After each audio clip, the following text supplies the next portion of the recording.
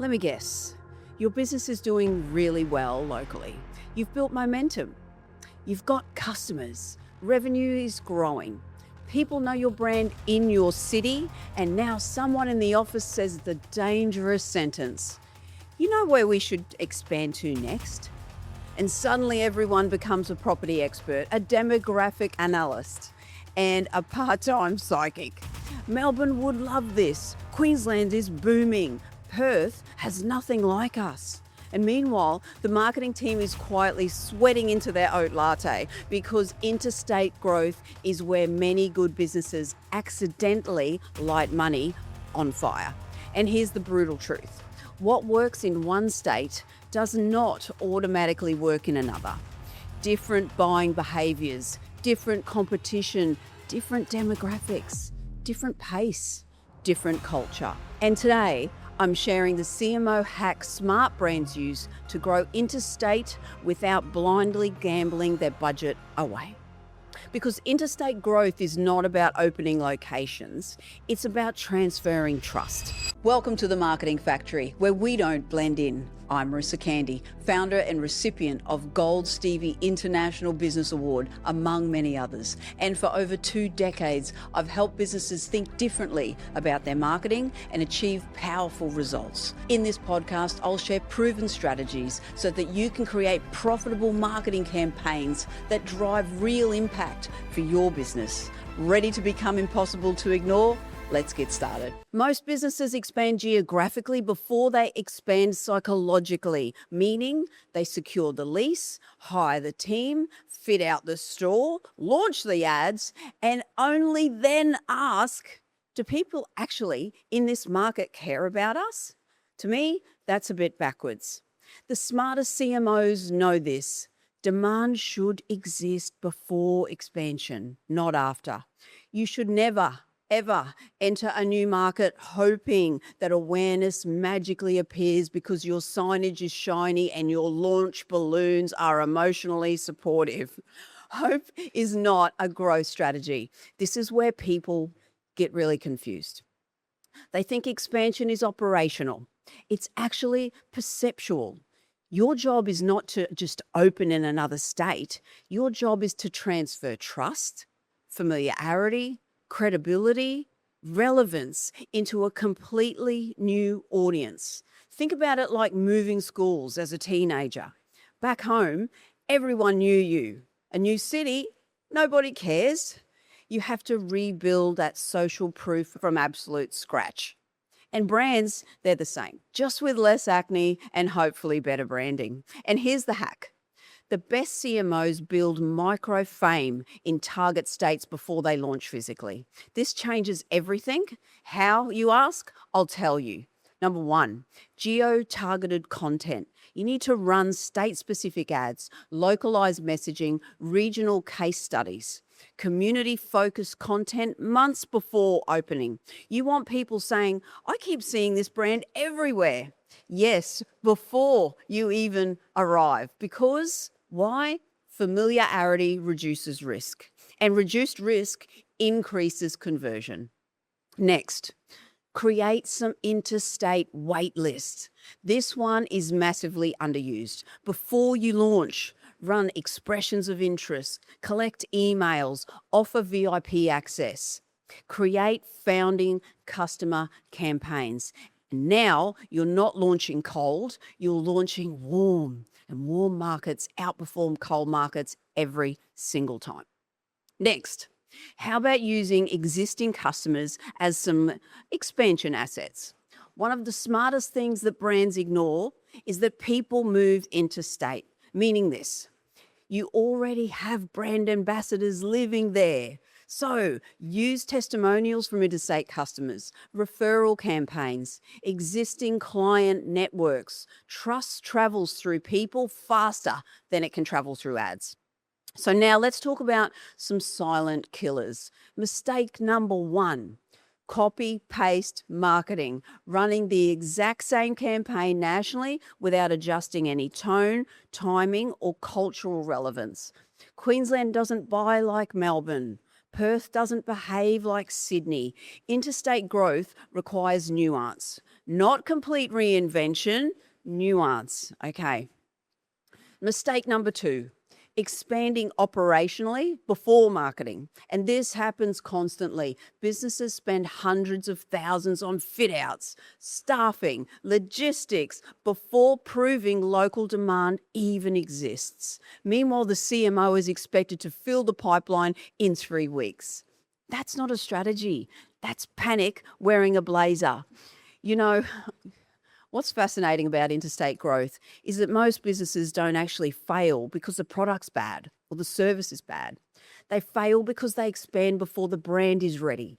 And honestly, this is one of the biggest traps we help businesses solve here at the Marketing Factory. Because interstate growth is not about open a location and hope for the best, it's strategic positioning, local market psychology, customer behavior analysis, demand generation, scalable systems, and creating trust before you even arrive.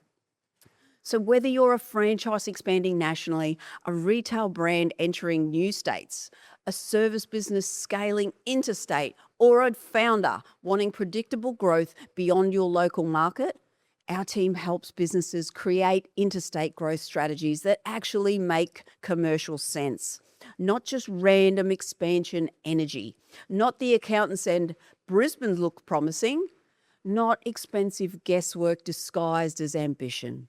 Real strategy, real data, real scalable growth systems. So if you're listening to this and thinking, honestly, we're planning that expansion right now or sometime into the near future, make sure you're booking that call with me and let's have a chat about it.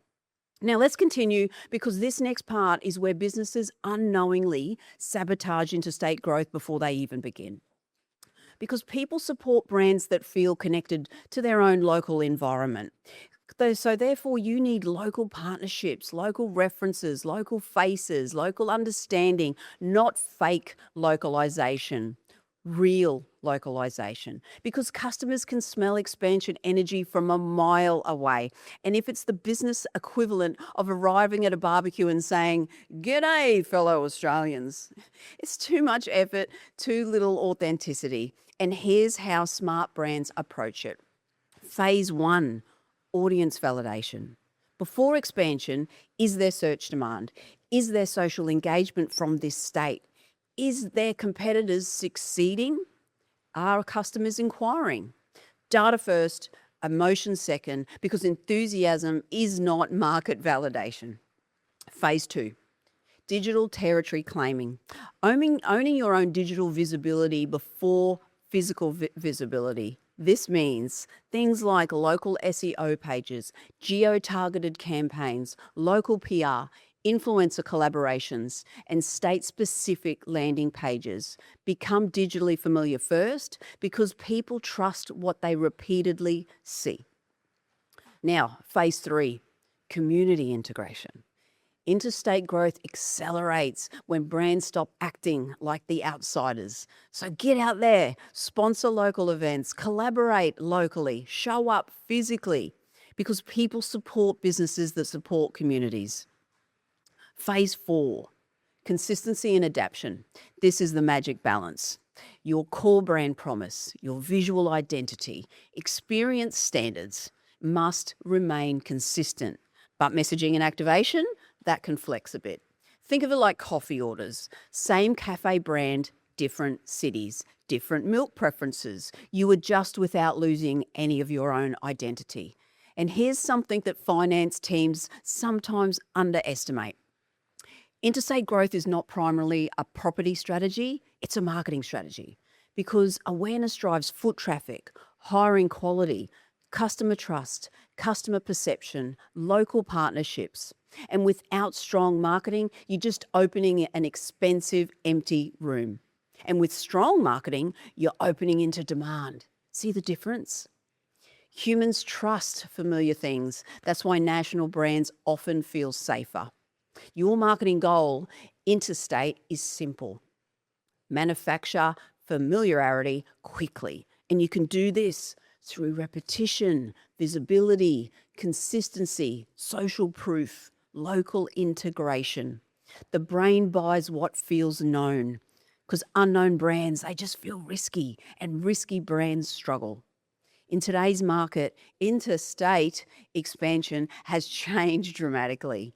You no longer need those massive TV budgets, national media buys, giant launch campaigns, because this digital era we are in, it allows for precision targeting, local testing, audience warming, market validation, meaning interstate growth is now less about budget and more about strategic sequencing. The brands winning interstate today are not the loudest, but they are the most intentional. So if you're considering interstate growth, ask, do we already have an audience interest here? Have we built digital familiarity? And do we understand local buyer behaviour? Have we created demand before launch? Do we have local relevance strategies? If the answer is no, don't expand yet.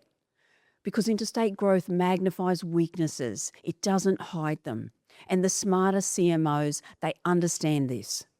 Interstate growth is not about geography, it's about psychology. It's about transferring trust into new markets before the customer ever walks through the door.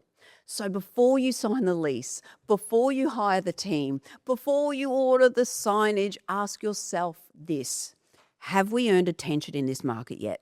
Because when awareness arrives before expansion, growth becomes dramatically easier. And if you'd like help building an interstate growth strategy that combines local relevance, digital territory claiming, and scalable marketing systems, please connect with me, Marissa Candy, at themarketingfactory.com.au, because the brands that scale interstate successfully don't just open locations. They open relationships first. Thanks for tuning into The Marketing Factory. If today's episode helped bring clarity to your marketing strategy, please leave a 5-star review on Apple Podcasts or Spotify. And don't forget to subscribe on your favorite platform. Stay connected with us on the socials at The Marketing Factory or at The Marketing Factory AUS, and let's keep turning clarity into action.